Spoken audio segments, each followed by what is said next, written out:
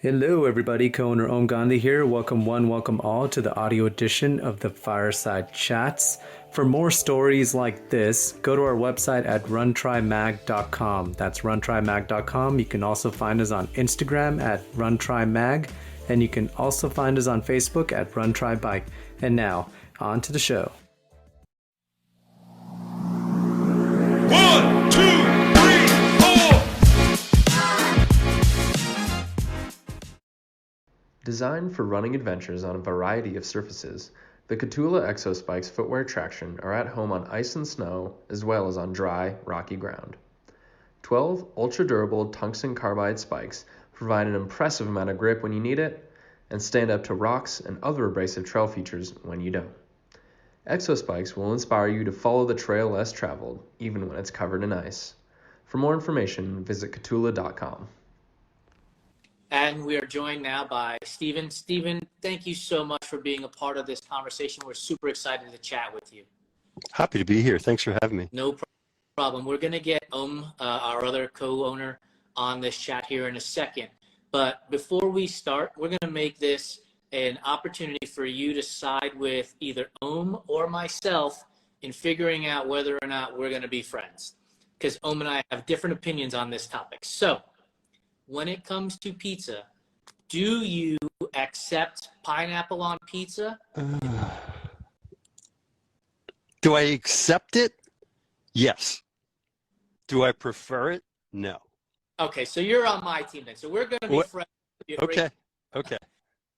I can understand. Actually, I can't understand why other people do it, but if they're going to do it, so be it. I mean, I enjoy pineapple, but pineapple has its place, and it's not on pizza as far as I'm concerned. Yes. My guy. I don't know where is. I needed him into this conversation when that was happening. We did get there's half and half. And we've got Run Buck who says pineapple with ham. I don't accept it doesn't belong on pizza. Yeah, I don't know. No, I don't think so. Perfect. It sounds like you're getting your meals confused, right? It's a whole nother holiday, I think, right? I love it. Yeah, absolutely not. But thank you for that icebreaker. I'm glad to find out that you and I are going to be friends in this conversation. Host for today. Yep. So, Stephen, I gave the audience a little bit of information about who you are with regards to being diagnosed in '06 with an incurable form of blood cancer known as, chronic lymphocytic leukemia. Take us through the diagnosis and what was your mind going through when the doctors came to you and gave you this diagnosis in '06? You know, my story it has so many moving parts and it's so convoluted. And people, when they ask me to share my story, I'm like, can we narrow that down into a subset? You know, because there's a lot happening. So my diagnosis.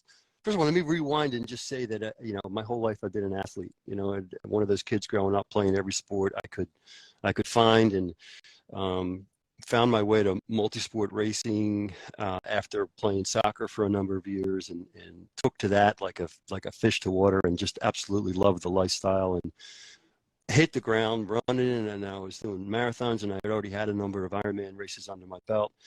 And then it was late 2005, I started having some difficulty swallowing. It was, solid foods at first, and then it became liquids, and then it became even just saliva. So back and forth with my primary physician trying to nail something down, ultimately referred me to an aneurysm throat doc. Granted, I'm 45 years old at the time. He takes one look in my throat. It sees my tonsils are, the size of blimps, and wants to schedule a tonsillectomy for me, which, okay, that's not how I planned on spending my 46th birthday, but we'll make that work. And it was the pre-admission blood work for the tonsillectomy that revealed my white count that was through the roof. Wow. And that was the culprit. And the ear, nose, and throat doc said, do you have an oncologist? Because we're going to get them on board before we go any further. And I looked at this guy like, why would I have an oncologist, right? I'm a healthy, active, I have no reason. Never had a diagnosis of anything. I don't need, but got first available with a great practice here in the suburban Philadelphia area. Saw this doc who ordered a battery of everything: CAT scans, PET scans, bone marrow biopsies, more blood work, x-rays. Dismissed me. He brought me back the following week after I had gotten all those tests done with a confirmed diagnosis of, and we can just shorten it to CLL for the purposes of our conversation so nobody has to trip over chronic lymphocytic leukemia. With a confirmed diagnosis. And honestly, guys, he's talking and I'm staring out the window, like looking right through him. Like, you're out of your mind, right? You're not looking at the right chart. Something's wrong. I'm an active, healthy guy. I'm training for an Ironman in September.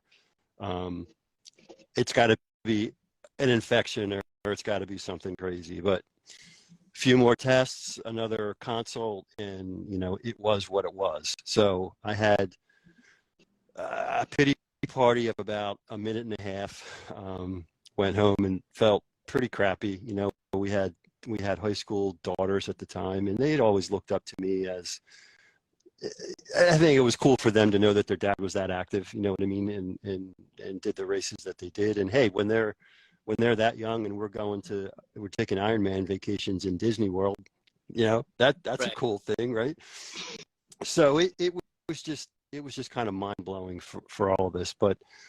And because of my elevated white count and because I was having so much trouble swallowing, they wanted to do they wanted to start treatment right away. So I started chemo immediately, and then followed that up with multiple rounds of additional follow-up chemo over several years. But the next conversation I had was, and many of our viewers here are going to know the name Rob Vigorito, who was with Columbia Triathlon Association back in the day. And they did Eagle Man. They did the old Chesapeake Man before Ironman took it over as Ironman Maryland, Columbia. So that was his race I was preparing for in September.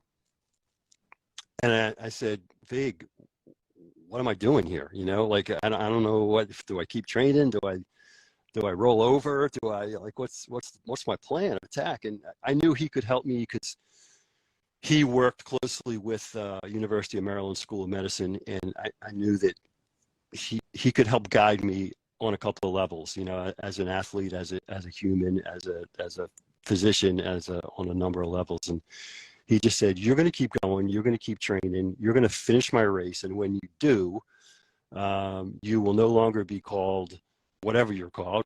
Your new name will be Remission Man. And that just kind of stuck with me. That's where the name came from. I love it. And he, every time I use it, he usually gives me a jab and says, I want something for that. That was I coined that for you. I trademarked that. So that's kind of how the whole diagnosis came. I guess that's part one or chapter one of the journey. So you went in for a tonsillectomy, right? Get blood work done. 7 to 10 days later, they're right. like, you have an incurable form of cancer, CLL. Right. You said you had a pity party for a week and a half, or excuse me, a minute and a half, I should say. And how is it only a minute and a half? I have to imagine the vast majority of people would have folded up tent and had a pity party of a lot longer than a minute and a half. What makes you only have it for a minute and a half? Is it the two kids and the wife? What is it? I think that was had a lot to do with it. I needed to let them follow my lead, and I needed to lead by example. And I wanted to do whatever I could to maintain some sense of normalcy in my lifestyle. And that was a debate too, because we're sitting in the doctor's office that second visit, and Mary Grace, my wife, says, we need to tell Dr. Shore about your lifestyle in case he has any limitations. And I said, no, we don't, for that very reason, right? He might give me limitations. So let's just ixnay this whole conversation in the office. But finally I did. And I said, look, this is what I do. This is what's fun for me. This is what I'm training for. This is what a typical week looks like. And his first response was, maybe we should give that stuff a break for a little while until we get a handle on this. And again, I'm looking out the window and I just want to make a beeline for the door. we negotiated, right? And we landed in a spot that said, I'll be smart, but I'm going to stay out of germ-infested gyms and petri dish public pools. Right. I'm going to work out a lot at home. I'm going to work out a lot outside. And most importantly, I'm going to listen to my body. So when something doesn't feel right, I'm going to pull the plug and I'm going to go home and I'm going to get the rest that I need. And that created built a whole new relationship for me and my doctor. Yeah. Because in the beginning, he thought I was completely out of my mind. And, I know we have a lot of pieces to fill in, but fast forward, before I forget, he became a runner over the last several years. And he says he blames me for that. He said, I couldn't play tennis. I went out for a run one day, and you know what?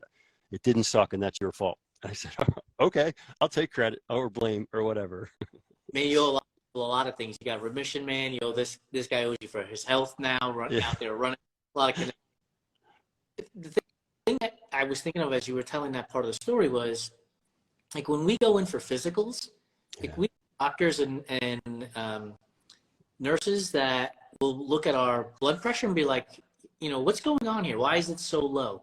So did your doctors have that and think that low blood pressure might be a result of the CLL and not necessarily the fact that you were in tip-top shape as you were training for an Ironman? No, because to be honest with you, I'm one of those guys with kind of white coat syndrome to begin with. And anytime somebody in an office straps on a cuff, my blood pressure elevates a little bit to begin with. And maybe it elevates to what is someone else's normal range, but it's still, it wasn't, there weren't any red flags there at all. Got it. No. So in 06, how many Ironman distance events had you finished at that point? I think I'd finished 7. I was training for my 8th. And so from 06 to now, 2023, you've added another 7 Ironman to that list, right? Yeah, and I will say that it really, a few years ago was when I officially checked that box, and I said, okay, I think I've done this enough. I can still enjoy the sport. I can still enjoy some shorter distances. I can still enjoy the beauty of running more for therapeutic reasons than for anything else. But it took me a while, but I realized I reconciled it with myself and just, I maintained what I was doing, but I turned down the volume a lot just so I can just chill and take care of my health. So your why prior to 06 and your why after 06, I have to imagine were different. How were they different? My why prior to 06 is just, I was always that kind of a competitive, driven individual. And I was always a little bit left of center, right? So in soccer, I was the crazy goalkeeper, and everybody knew it just when I walked onto the field. And I always looked at the sport of triathlon as there's some crazy guys too, right? That's a little bit left of center sport.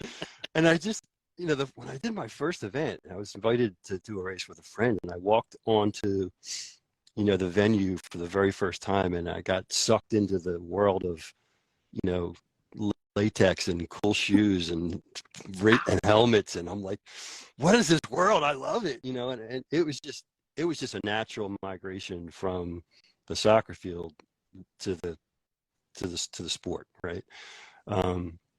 My why after was, I'm not going to let anybody take this away from me now that I've had it, now that I've established this as my lifestyle. And I want my kids to look at me and say, hey, he's still doing everything that he loves to do. He's going to be okay. And part of that meant even running home from some of my chemo treatments, which, look, understand, it was only, a mile and a half from home.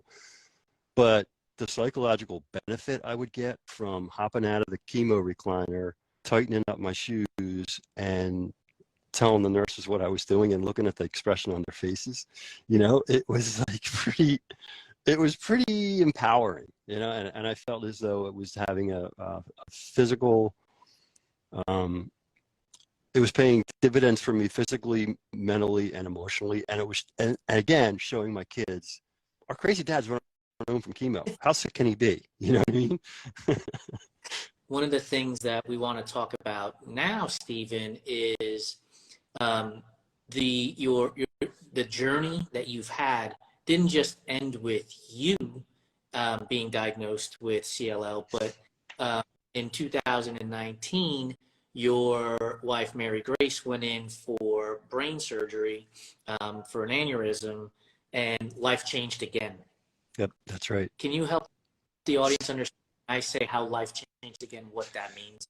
Yeah, and let me just fill in a key missing piece, because, you know, after my treatments in '06, that piece didn't end, because, you know, it's been ongoing treatments throughout the entire 17 years for the most part. You know, I go through spells where I don't need anything, and then I go through spells where I need some treatment. For the last 4 years now, I've been on an oral targeted therapy medication, which has been working wonders for me, and I'm really, really happy with it. So managing my disease is always in the forefront, right? I call myself a survivor, not because I had a tumor, they cut it out, they threw it away, I survived, everything's fine, and now I'm back on the road. I feel like I live in the active state of surviving every day, because it's just the nature of the beast with my disease. So now we can talk about Mary Grace goes in for brain aneurysm surgery in 2019, and she developed a pretty severe reaction to the materials, and it threw her into a really bad ocular event behind her left eye, which ultimately led to a stroke. So they arrested the aneurysm. So the surgery in that light was successful, but it left her with some physical deficits that it took some time to work through. So her life is very, very, very different. You know, she's now, I say permanently disabled, but is anything permanent? You know, she's, for all intents and purposes, she's disabled. But her mobility is limited, but she does have mobility. So, you know, and her attitude is amazing. She's awesome. She's driven. She's the one who's always saying to me, "Can we go for a walk?" You know, or can we go do something? I'm bored. Or thank God that she doesn't have the kind of you know, approach that says, "I'm just going to sit on the couch and feel sorry for myself because, you know, I got dealt a rough hand." Do you think that mentality that she has is a byproduct of seeing you having gone through your diagnosis and dealing with the treatments for 17 years and still going out and participating in Ironmans for a point there, but still running and participating? I think that's part of it, but I can't take full credit for that. A lot of that is right, you know, and you know, she watched how hard I trained and how hard I raced, and she watched my wins and my falls, you know. But she was a nurse by profession. So, you know, she understands all the things that patients need to do to get back onto, you know, back into health and to back to doing the things that they need to do. So a lot of it just, I think, was innate for her, combination of the two. Yeah. And So I had a follow-up question on that, Jason. So on the flip side of that, how does Mary Grace's attitude kind of play into your mindset? Like, does it affect your mindset in any way? Because she is got this like optimism and this energy. Does it help you out in any way? Tremendously. I don't know. I'm so impressed by her positive attitude. And sometimes when you get lost in the day to day, you know, and I help her throughout the course of the day with whatever it might be. And so you get caught in the act of doing because that's what needs to get done. And sometimes you don't even realize what you're doing. And then, you know, there's a lull in the day, it's quiet at night, and you sit back, you look around and you realize, you know, she's got some deficits, and she's, the life that she loved is radically different than it was then. But you know what? A day doesn't go by that she doesn't say, "I'm really lucky." And I look at her like, me too then.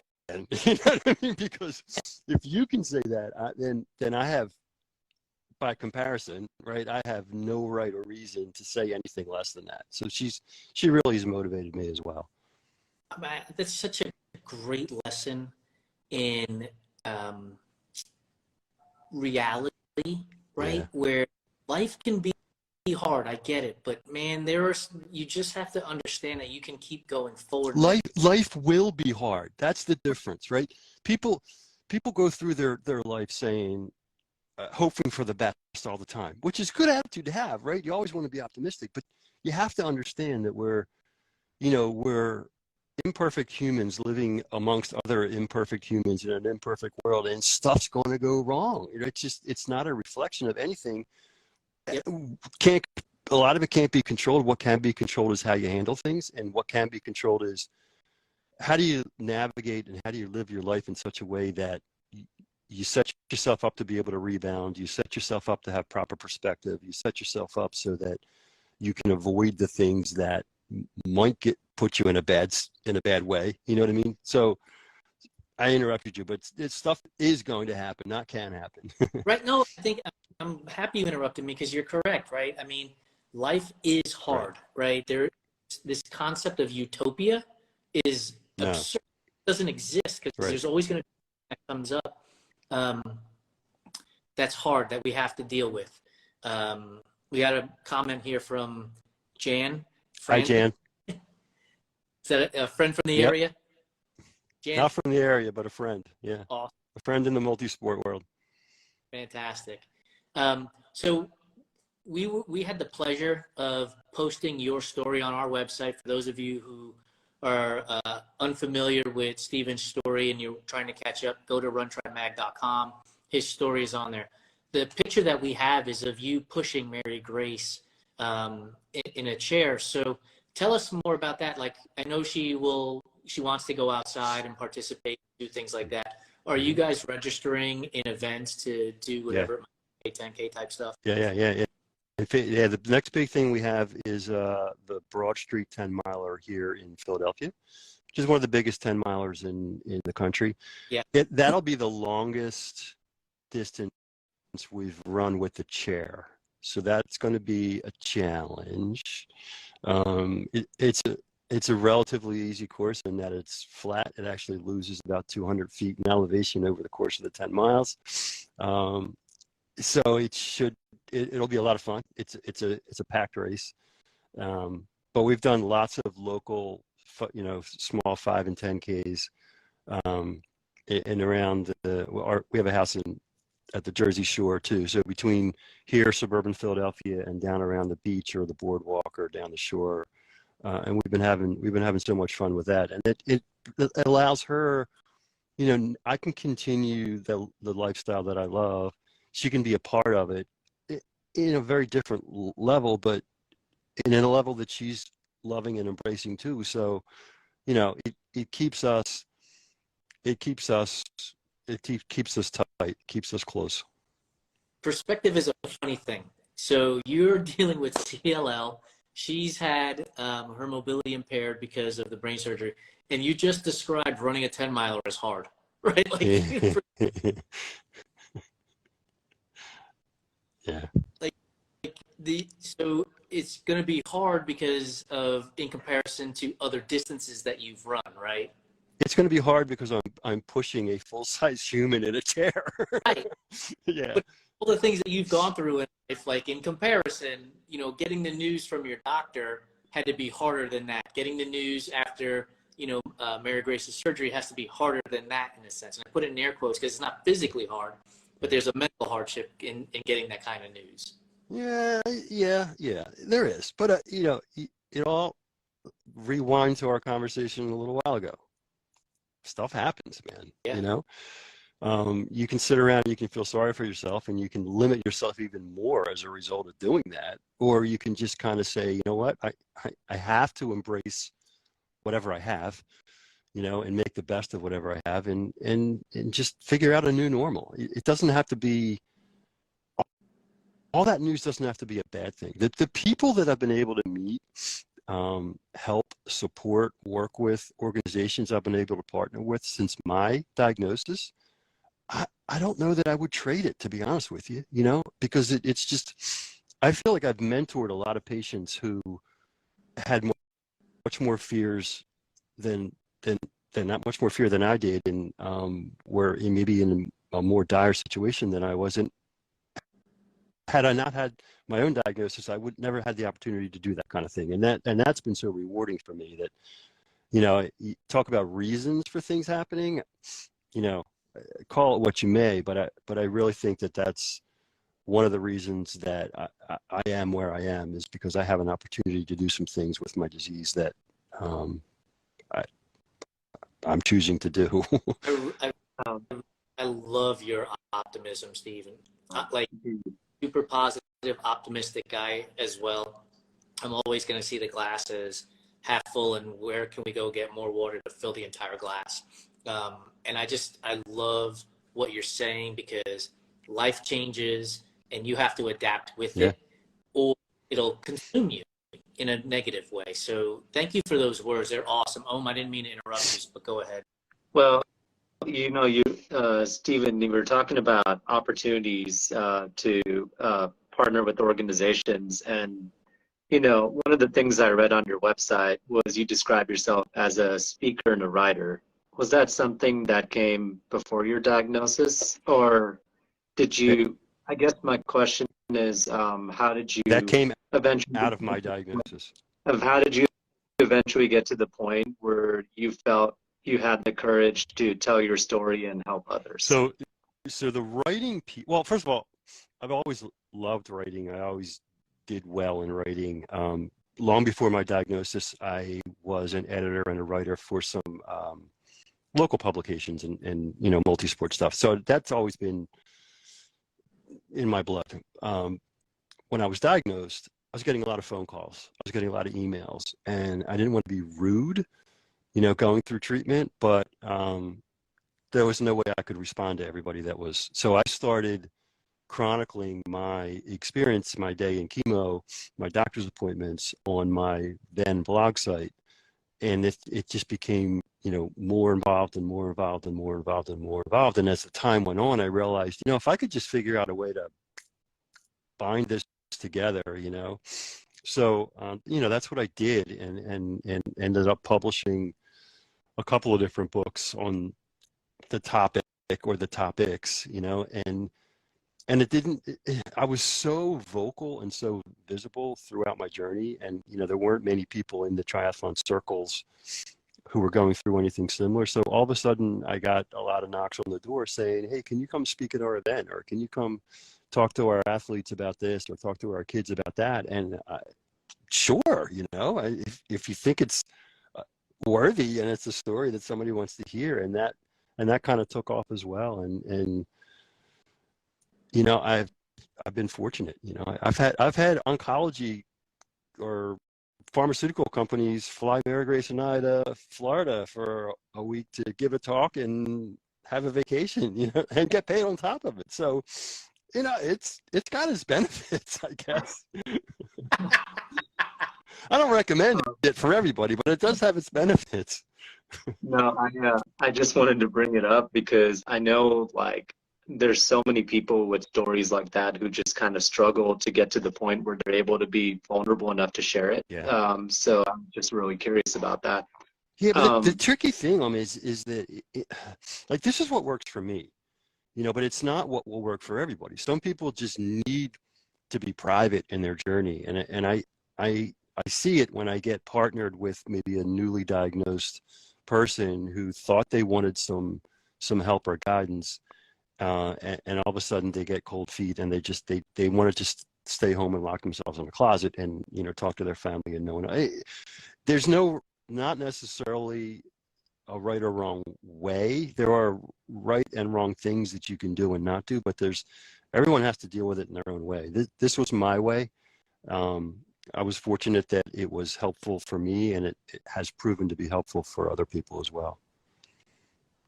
You mentioned, dealing with hardships and things of that nature. And a majority of our viewers, followers of our platform are just getting started in sport.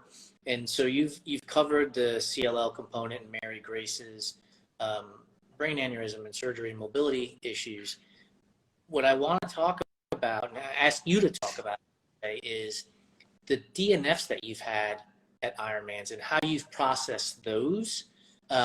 Because in the grand scheme of things, right, they're a big impact, but overall, like you said in the green room, you had to go to work on Monday. So Yeah. I'm asking you to give advice to our endurance sport followers who are literally just getting into the sports, because that's the majority of our followers. Yeah. I mean, you always want to set your own bar as high as you can, within reason, within your own limitations, right? And you always want to strive for the best possible outcome that you can have. But you also need to have a plan B, a plan C, a plan D when something's going to go wrong. And we've already talked about the fact that it's going to. I unfortunately had a couple of DNS. I say unfortunately. Today I can say fortunately, because there were some good takeaways there as well. I had a couple of DNFs. I had a DNF in a half Ironman, and two DNFs in Ironman. At the time, you're devastated. Chances are you've even got people there. So now you're getting pulled off the course, and you're going to your family and friends with your tail between your legs, like, yeah, well, yeah, sorry, I had a bad day or whatever it might be. But all you can do is just kind of do a little root cause analysis and figure out, all right, now that let me take a minute and get out of my head and say, whatever happened, was any of it in my control? Did I do something? Did I not do something? How can I do something better the next time? So there's typically a takeaway in every situation. And if there's no takeaway, then you don't think about it again at all, because if it was totally out of your control and there's nothing you can do different or better to prevent it, hopefully, from happening again, then what are you worried about, right? It's an act of a higher power, or it's a whatever it might be. If you can't do anything, you let it go. And if you can do something, you figure out what that is, and you take the next necessary steps to prepare better for the next time. Or maybe you didn't have that long ride or a couple of rides that you needed, or that long run, or maybe you foolishly went out and tried some new nutrition at the race expo, and like the cardinal sin that everyone talks about not doing, whatever the reason might be. If there's something that you could have prevented, you look for whatever that is.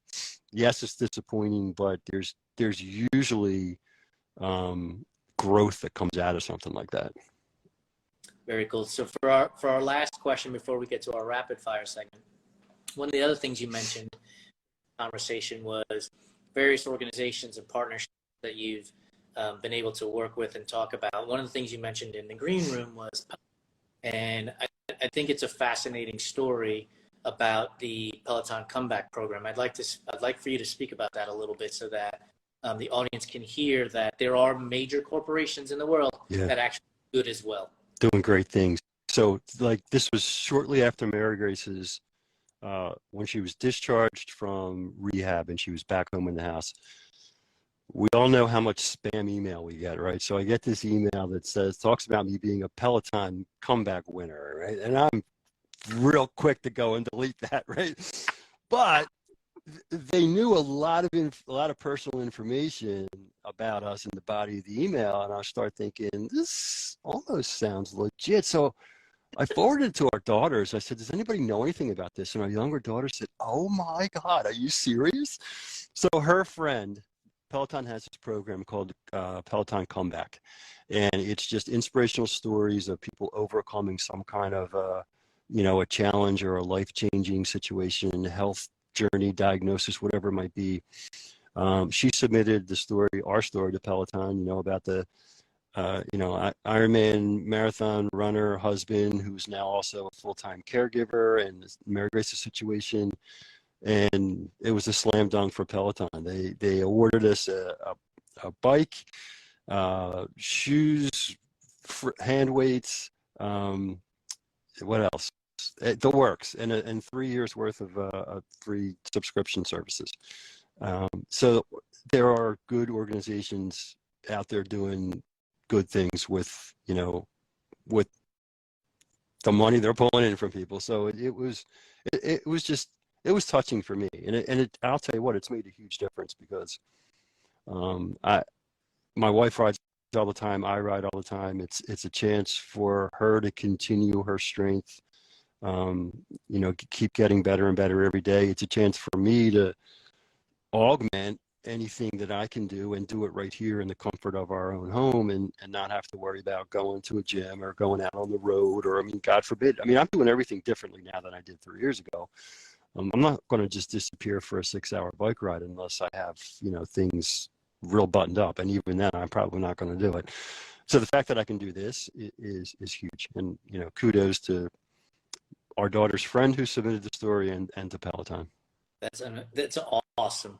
So outside of here on Instagram, where else can our readers and followers and listeners find your story and follow you if you're still creating that blog? Yeah, so remissionman.com is my website, and links to all my other social media platforms are in there. It's kind of one-stop shopping for anything and everything. Admittedly, it isn't always as current because my social media stuff is much more current, and sometimes I forget to go back and refresh the website, but it's still a good portal for contact, for social media, for anything I've written, for a lot of my media stuff, for pretty much anything. Your story is beyond inspiring, and Thank for you, those Jason. joining us, you will, and you've missed the first half of the conversation, you'll be able to see it once we get off this call. It'll be on our Instagram feed immediately, but then also it'll be on our website and our YouTube channel by Thursday the latest, and on our podcast that you can get on Apple, Spotify, and Google by Monday. So absolutely make sure you check out Steven's story. Go to remissionman.com as well, because it's super inspiring. Appreciate it. Yeah, like I am so uplifted after this conversation, and just going through my head about things that I thought were going to impact me at a level that would stop me from doing certain things. I'm like, come on, man. Like, listen to this guy's story and think about all the things be able to do now. So, and I hope, and I do believe that the rest of our audience will like that too. So now we're going to jump into some rapid fire questions. We have already discovered that your team no pineapple, which is for life. Sorry, Ohm, you're out on that. Well, no pineapple on pizza. Correct. Okay, let's clarify. As it's played, like, you know, I like pineapple after a hard run or a hard ride. I like the pineapple there, but it's not going to be on pizza ever. You're an East Coast guy, so do I have to ask you about Chicago or Detroit style pizza? No, you don't, because I have 2 pizza places here locally in Delaware County that's the only pizza there is in my mind. Everyone else can just close up shop. Yes. When people come to me and they're like, have you tried Chicago style pizza? I'm like, yes, I once had a bowl of tomato soup. Like, I'm not eating Chicago style pizza ever. It's never going to happen. But Detroit style, I will give them half a thumbs up. Have you ever heard of Detroit style pizza? Yeah, a few seconds ago when you just brought it up, but other than that, no. So, you know, like Sicilian slices? Yeah, so it's basically the same thing, except they melt the cheese on the outside of the crust as well. So, you know, it's basically the same thing, but with cheese melted on the outside of the crust. Give a half a thumbs up on that. Yeah, that sounds interesting. Without the pineapple, but yeah. Pineapple. Just, what are you putting on your pizza? Oftentimes nothing, but occasionally mushrooms. I'm an extra cheese guy, but I'll put mushrooms on there from time to time, and maybe some ground beef. But I don't like a lot of junk on my pizza. Yeah, that's the way it's gotta be. That's East Coast. Yeah. Like, just let me fold it, let the grease run down my elbow. Yeah. Right? So the majority of our rapid fire questions are about food, since that's what we love the most.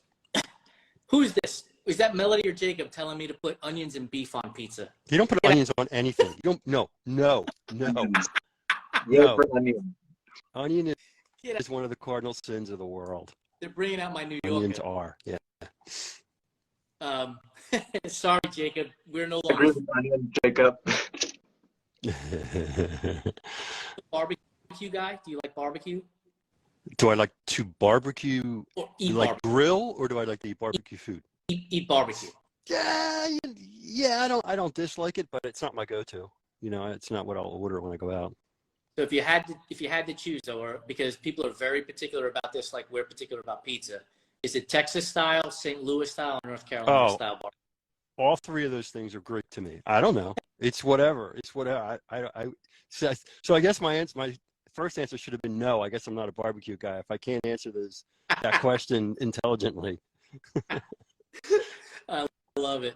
We're big candy guys here. So is candy corn a real candy, or is it just earwax coated with sugar? It's delicious. It's real candy. Oh no. We're in the wrong direction. We're rolling in opposite directions right now. But only in October and November. Perfect. Are you a licorice guy? Mm-hmm. Red. Candy corn is trash. I like that response.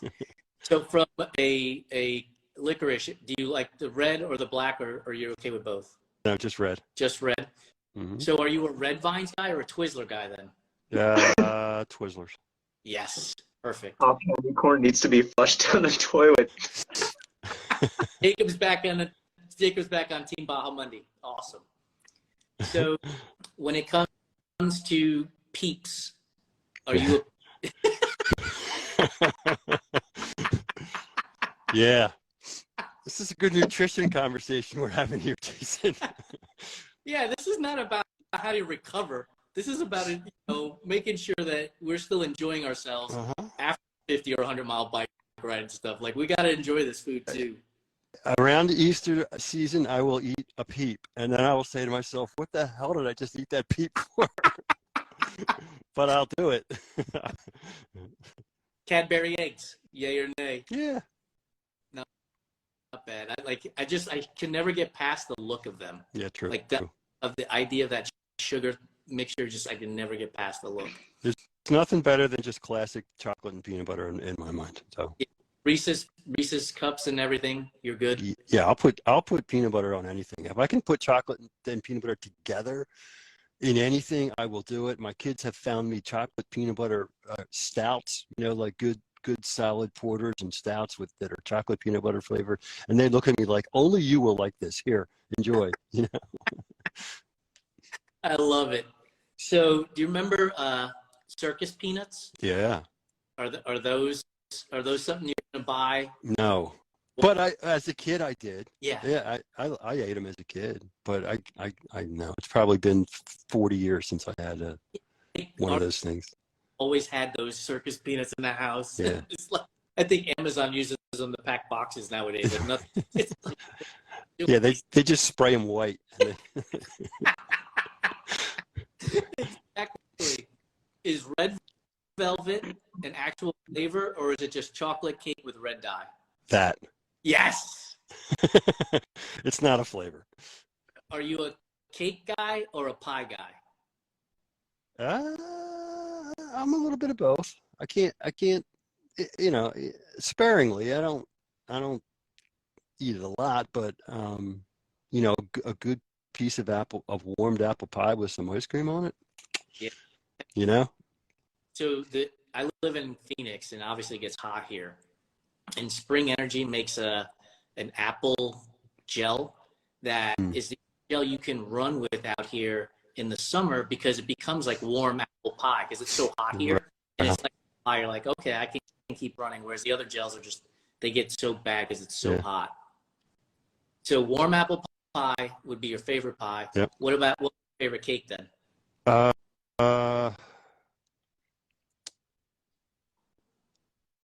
Carrot cake, maybe. I think. Do you put raisins in your carrot cake or no raisins? No. I don't think I ever heard of that either until just now. You're broadening my palate here today. Now, run out and get Detroit style pizza with the carrot cake with raisin dessert. Yeah. Yep. All right, so less food, a little bit more serious. Last couple of questions. When you're out there running or walking, are you listening to music, podcast, or nothing at all? Generally nothing at all. And my philosophy has always been, you're going to race that way, right? Or you should be racing that way. And I just love the solitary and the therapeutic effect of being out there with just the oneness of you and your feet, you know, and I don't want to listen to anything. Yeah, I'm with you. Like I just raced a 50 miler out in Henderson, Nevada with Ohm and my partner. And it took me 10 and a half hours, no music, no headphones, nothing. Like, let's just run and enjoy the atmosphere and the surroundings and the footfall and stuff like that. So I'm with you. Yeah. What book would you recommend for people to read? Favorite book or book recommendation? I just finished Shoe Dog, which was the Phil Knight Nike memoir. That was really good. That's probably my most recent favorite book. Movie guy or TV guy? TV guy. Favorite. Movies on TV now in today's world, right? Yeah, exactly. But I can't tell you the last time I was out in a theater. Favorite TV show then?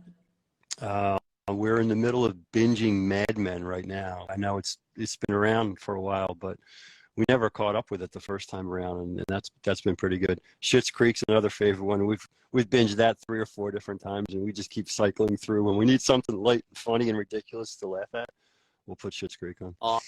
Awesome. Stephen, thank you so much for joining us. We really appreciate it. Anytime you want to come on our fireside chat, please let us know.